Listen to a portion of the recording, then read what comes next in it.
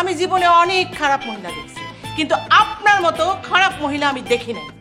আপনি এই রুম থেকে বের হয়ে যান, আপনি এই মুহূর্তে এই রুম থেকে বের হয়ে যান, নইলে কিন্তু। কি কি করবেন? মারবেন? মারেন, মারেন আমাকে, মারেন আমাকে, মারেন। সকাল সকাল ম্যাডামের রুমে তার কাজ কি? শোয়েব স্যার তো অনেকদিন পর অফিসে আসলেন না, মেলা কাজ জমে গেছে, সেগুলো নিয়ে ডিসিশন হচ্ছে কি করবে। আচ্ছা, আপনার স্যার কি এসেই ম্যাডামের রুমে ঢুকে পড়েছে? ম্যাডাম চা তো ঠান্ডা হয়ে যাচ্ছে, আমি চাটা দিয়ে এসে আপনার সাথে কথা বলবো, সিটে বসেন। আপনাকে যে কি বলে ধন্যবাদ দিব, আপনার কারণে আমরা প্রজেক্টটা সাকসেস হতে পেরেছি। Thank you so much madam. আপনাদের জন্য গরম গরম চা চলে এসেছে।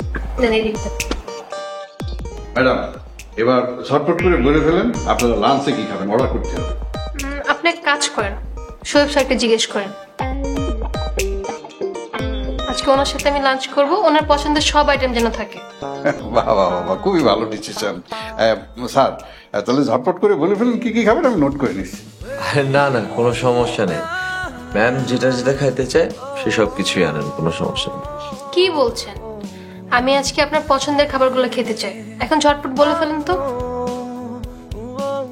জি স্যার, ঝটপট করে বলে ফেলেন, আমি লিখে দিচ্ছি।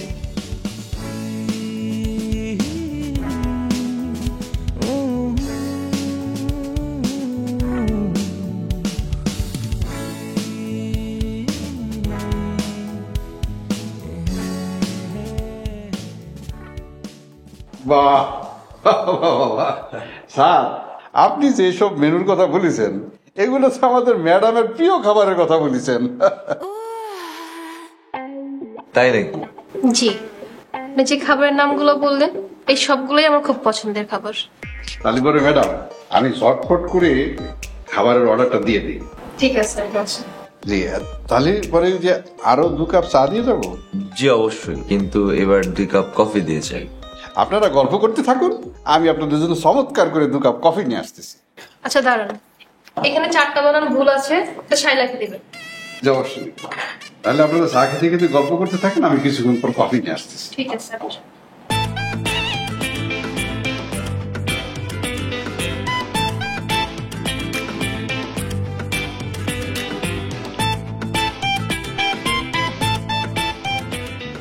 কি ব্যাপার, আপনি ঢুকছেন তো ঢুকছেনই, বের পর কোনো নাম বন্ধই নাই। কি করবো ম্যাডাম বলেন, আমি যাওয়ার পরে ম্যাডাম বললেন স্যার আর ম্যাডাম নাকি আজকে একসাথে লাঞ্চ করবেন। কেন, কি হয়েছে বলেন তো? ওই হয়েছে কি, আজকে ম্যাডাম বললেন স্যার আর ম্যাডাম একসাথে লাঞ্চ করবেন। ও আচ্ছা, তাই নাকি? আরে এখনো তো শেষ হয়নি, পুরো ঘটনাটা শুনুন। হ্যাঁ হ্যাঁ বলুন। ম্যাডাম বললেন আজকে দুপুরে লাঞ্চের মেনুতে শোয়েব স্যারের যে যে খাবার পছন্দ সেই সে খাবার রাখার জন্য, কিন্তু স্যার বললেন না না না, ম্যাডামের যে যে খাবার পছন্দ সেই সে খাবার রাখার জন্য। ম্যাডাম বললেন না তা হবে না, স্যারের যে খাবার পছন্দ সেটাই রাখতে হবে। তারপর এক এক করে শোয়েব স্যার তার পছন্দের খাবার বলে যাচ্ছেন, পরিশেষে দেখা গেল শোয়েব স্যার যে যে খাবার পছন্দ করেছে সেই খাবার ম্যাডামেরও পছন্দ। কি একটা অবস্থা উঠতে পেরেছেন। শুনেন, আপনি কোথায় যাচ্ছেন? আপনার সাথে আমার কিছু কথা আছে। একটু পরে শুনতেছি, আগে ওনারা 2 কাপ গরম গরম চা খেতেছি, সেটা দিয়ে আসি, তারপরে আপনার জন্য কি চিনি ছাড়া 1 কাপ চা দেব?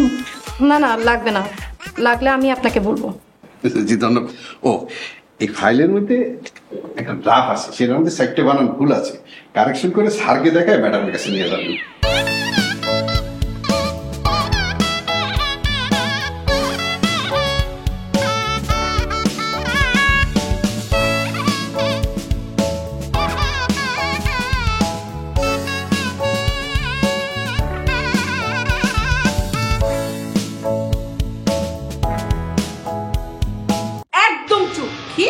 চুপ করতে বলেন, আপনি মুখ সামলায় কথা বলবেন। আপনি, আমি বলে দিলাম, আগে নিজের মুখটা সামলান, তারপরে আরেকজনের মুখ সামলাতে আসবেন। কি? আমি জীবনে অনেক খারাপ মহিলা দেখছি, কিন্তু আপনার মতো খারাপ মহিলা আমি দেখি নাই। আপনি এই রুম থেকে বের হয়ে যান, আপনি এই মুহূর্তে এই রুম থেকে বের হয়ে যান, নইলে কিন্তু।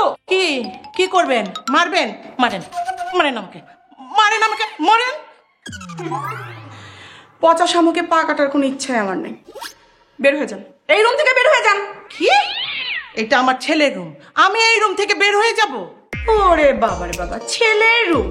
এটা আমার মেয়ের রুম, আমার মেয়েও ইনকাম করে। শুক্রে 8 দিন ধরে আপনার মেয়ে ইনকাম করে, তাতেই তার রুম হয়ে গেছে না? এত বছর যে আমার ছেলের কাঁধে বসে বসে গেছে, তখন মনে ছিল না এটা আমার ছেলের রুম? এখন দেখি খোটা দেওয়া শুরু করে দিচ্ছেন। হ্যাঁ, এই আপনার ছেলে যদি আমার মেয়েকে খাওয়াতে পড়াতে না পারে তাহলে কেন বিয়ে করছে? কেন বিয়ে করছে?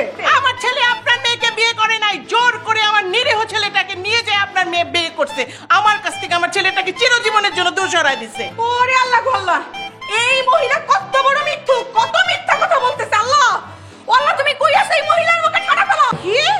আমার মুখে ঠাটা পড়াইবো? হ্যাঁ, তোর মুখে ঠাটা পড়বো? মুখ পোড়া মহিলা, যা আমার ছেলের জীবনটা নষ্ট করে দিছে মার মেয়ে মিলা।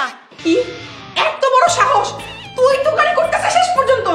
আজকে আজকে আমি তোকে কি আমাকে কি মারবি? তুই আমাকে মারবি? আমাকে তুই মারবি? আমাকে মারলো এই মহিলা, এই তুই মহিলা। যা এখান থেকে, যা এই রুম থেকে বাইরে যা, বাইরে এই রুম থেকে, তুই বাইরে।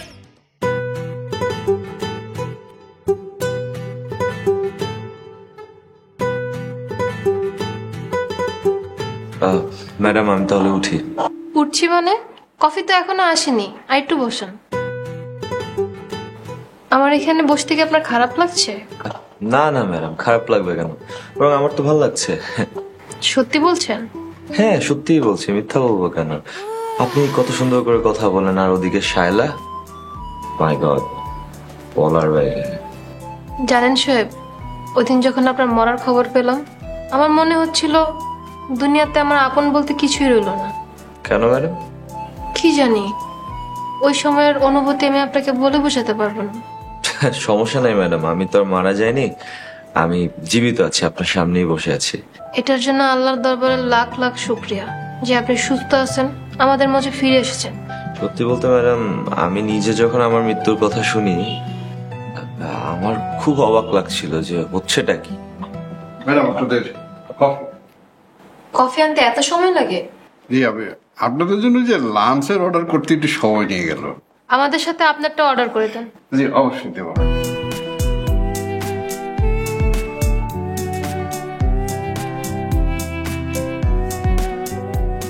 আপনি এখন আসতে পারেন। জি।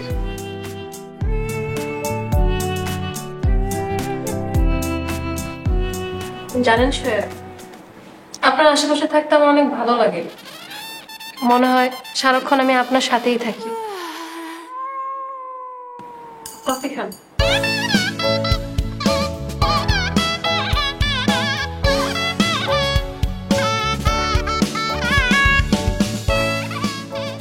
আপনার কফি খাওয়ানো শেষ হয়েছে নাকি? নাকি আরো 2 কাপ কফি দিয়ে আসতে বলছে? আপাতত হয়েছে। হয়েছে কি ম্যাডাম, মানুষ যখন বেশি কাজকর্ম করে, না মানে কাজকর্মের ফাঁকে ফাঁকে ওই যে একটু গল্প গুজব করে, তখন এই যে চা কফি খাওয়ার টেস্টটা একটু বাড়ে। এক কাজ করেন, আপনি আপনার ম্যাডামকে যে বলেন তার টেবিলে একটা কফির মেশিন রাখতে, তাহলে আর বারবার কষ্ট করে আপনার যাওয়া লাগবে না, আর তাদের গল্পেও বিঘাত ঘটবে না। এটা অবশ্য ঠিক কথা বলেছেন, আমি এখনই যাচ্ছি বলে। থাক থাক, আপনার এখন বলা লাগবে না। আপনি একটু বারান্দায় যান, আমি আসছি। আপনার সাথে আমার কিছু কথা আছে। কথা? কি কথা? এখানে বলা যাবে না? এখানে বলা গেলে কি আমি আপনাকে বারান্দায় যেতে বলতাম? সেটাও ঠিক, সেটাও ঠিক। তাহলে আমি বারান্দা যাচ্ছি, আপনি আসেন দাদা।